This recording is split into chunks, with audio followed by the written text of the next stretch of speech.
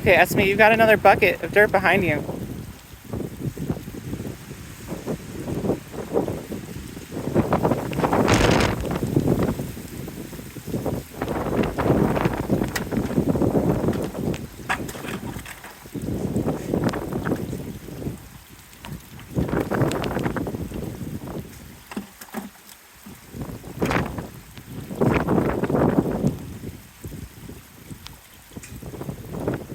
Esme's a beaver.